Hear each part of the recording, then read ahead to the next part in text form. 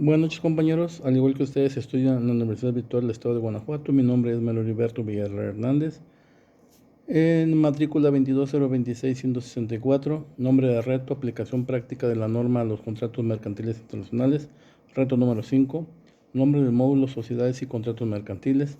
Licenciatura en Derecho, nombre del asesor, licenciado Efraín Hernández González. Fecha de entrega, día de hoy, 27 de febrero de 2024. Ok, nos piden que analicemos un caso, respondamos ciertas preguntas y lo argumentemos. Ok, vamos a leer el caso. Nos dice que el Hospital Caminemos Juntos, ubicado en España, celebró un contrato con un laboratorio Collins and Phillips, ubicado en Nueva Zelanda. El objeto del contrato fue la adquisición de una caja de material de uso quirúrgico, 10 camas de hospital, 5 máquinas de oxígeno, una caja de apósitos y banditas adhesivas que el laboratorio entregaría al hospital. Las negociaciones se hicieron mediante intercambio de correos electrónicos. El precio pactado de la mercancía fue por la cantidad de 2 millones de pesos y se culminó con la firma electrónica del contrato el día 30 de enero del 2020. Se estableció como tiempo máximo de entrega de la mercancía 3 meses. Sin embargo, en el mes de junio de 2020, al llegar la mercancía, el personal del hospital revisa la entrega y hace las siguientes anotaciones. Se recibió una caja de material de uso quirúrgico, una caja de abatelenguas y aplicadores, 4 máquinas de oxígeno y el embalaje de 3 de las 10 camas estaban defectuosos. Ok, nos pregunta, ¿qué tipo de contrato mercantil celebraron esas partes? Es muy obvio que es un contrato mercantil internacional, ya que es un acuerdo de voluntades entre dos o más partes de diferentes países, cuyo objetivo es crear, transferir, modificar o exigir derechos y obligaciones bajo el amparo de una ley. Ok, eso está argumentado en el artículo 1 de la Convención Interamericana sobre el Derecho aplicable a los contratos internacionales. Esta convención determina el derecho aplicable a los contratos internacionales. En su artículo 1 nos menciona: se entenderá que un contrato es internacional si las partes del mismo tienen su residencia habitual o su establecimiento en estados partes diferentes, o si el contrato tiene contactos objetivos con más de un estado parte, el cual es el caso. Pregunta número 2. ¿El contrato se puede considerar de carácter internacional y por qué? Claro que se considera de carácter internacional, como se mencionó con antelación. ¿Por qué? Porque tiene las siguientes características. Número 1, ambas partes residen en estados diferentes. Número 2, las negociaciones se llevaron en países diferentes. Número 3, existe un acuerdo de voluntad entre ambos países. Número 4, se llegó a un acuerdo del precio, cantidad, lugar de entrega, moneda, etc. Pregunta que sigue. ¿Qué tipo de contrato internacional celebrado por medios electrónicos identificaste?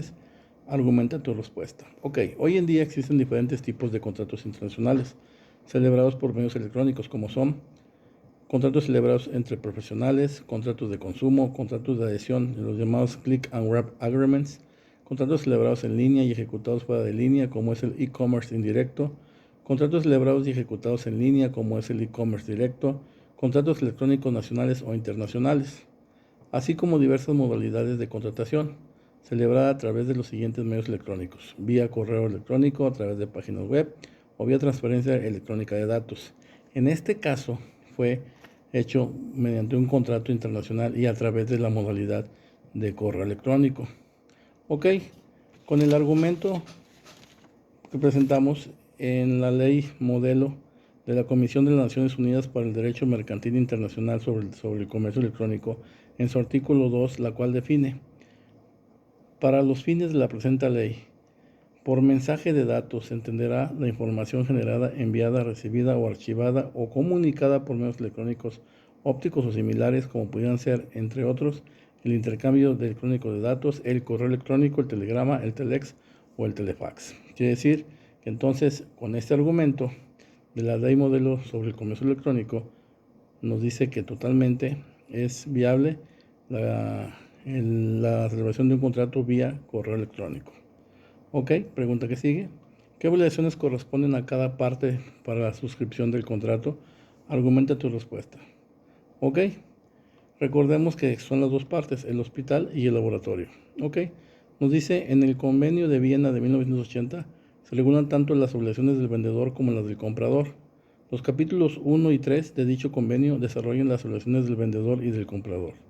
Las obligaciones del vendedor. En el artículo 30 del Convenio de Viena de 1980, el vendedor deberá entregar las mercaderías, transmitir su propiedad y entregar cualesquiera documentos relacionados con ellas en las condiciones establecidas en el contrato y en la presente convención.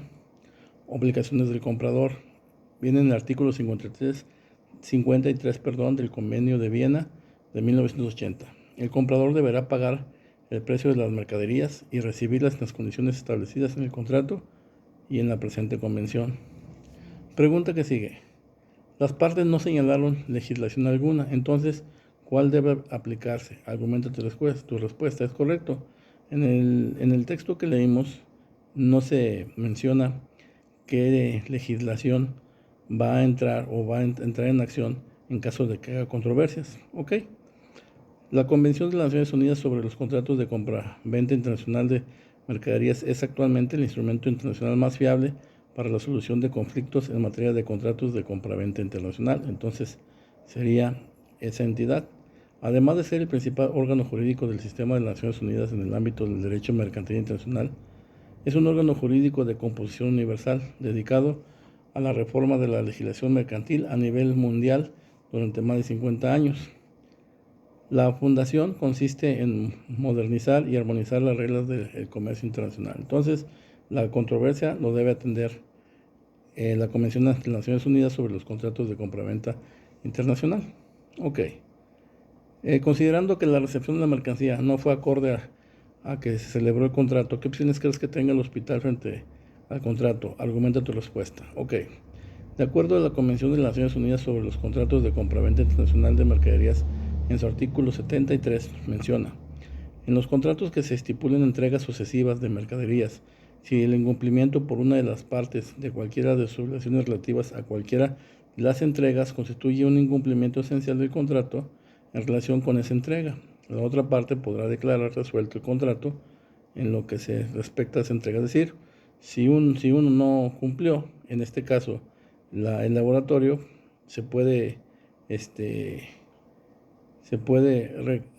declarar resuelto el contrato. Por tal motivo, puede el hospital declarar resuelto el contrato y no pagar nada. En caso de que ya se pagó la mercancía, se puede aplicar el artículo 74 de la misma convención, el cual dice: la indemnización de daños y perjuicios por el incumplimiento del contrato en el que haya incurrido una de las partes comprenderá el valor de la pérdida sufrida y el de la ganancia dejada de obtener por la otra parte como consecuencia del incumplimiento. ¿Ok? ¿Crees que procede la cancelación del contrato? Argumenta tu respuesta. Si el contrato en una de sus cláusulas así lo establece y ambas partes están de acuerdo, sí procede. Esto en base en el artículo 29 de la Convención de las Naciones Unidas sobre los contratos de compraventa internacional de mercaderías. El contrato nos dice: el contrato podrá modificarse o extinguirse por mero acuerdo de las partes, pero pueden llegar a una negociación en base en el artículo 75 de la Convención de las Naciones Unidas sobre los contratos de compraventa internacional de mercaderías, el cual dice: si se resuelve el contrato y si de manera razonable y dentro de un plazo razonable, después de la resolución el comprador procede a una compra de reemplazo o el vendedor a una venta de reemplazo, la parte que exigía la indemnización podrá obtener la diferencia entre el precio del contrato y el precio estipulado en la operación del reemplazo, así como cualesquiera de otros daños y perjuicios exigibles conforme al artículo 74. O sea, pueden llegar a un arreglo. Como conclusión, enuncia qué cláusulas crees que podrían ser aplicables al contrato celebrado entre el Hospital Caminemos Juntos y el Laboratorio Colix and Felix para prevenir futuros conflictos. Ok. En mi conocimiento y después de leer y de informarme sobre los contratos mercantiles internacionales, diría que son 4. Número 1, una cláusula donde estipule las repercusiones en caso de no entregar el total de mercancías con las características solicitadas. Número 2, cláusula donde se transfiera el pago una vez recibido la mercancía. Y se puede poner un tiempo. Una vez que me entregas la mercancía como es y correctamente en tiempo y forma, yo estoy obligado a hacerte el pago en un plazo no mayor a 2 horas. Número 3. Cláusula donde se estipule las repercusiones en caso de no entregar la mercancía en tiempo y forma. Si me la entregas Un día después te puedo penalizar con tanta cantidad, con el 10% del valor total. Si me entregas 2 días después, el 20% y así. Ok, y por último, la cláusula donde se estipule la legislación que va a regular las controversias si es que existiesen. Ok, pues sería todo por mi parte. Buenas noches, espero que con esta participación les haya quedado un poquito más claro. Saludos, Mario Villarreal.